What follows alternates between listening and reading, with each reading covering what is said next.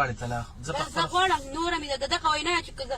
زما سره به دي د هغې نه پس سکار نه د نوک تورۍ تر منځ به زما او ستاسو د یو بل سره سکار نه نه که زما دومره نوک ومزار شو که ما له بل چا مزار کړ زما ذمهوار به تی صحیح ده او که زه مړ شوم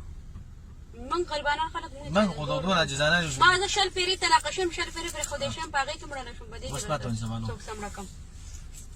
دا زما ښځه یاسمین اختر د بختي عمر لور زه ابراهیم د ګلزمین خان زوی دې له ښه په هوش او حواس باندې طلاق ورکوم دا په ما طلاق ده یو دا په ما طلاق ده دوه دا په ما طلاق ده درې غواړي طلاق زه غواړم نوره مې د دغه وینا چې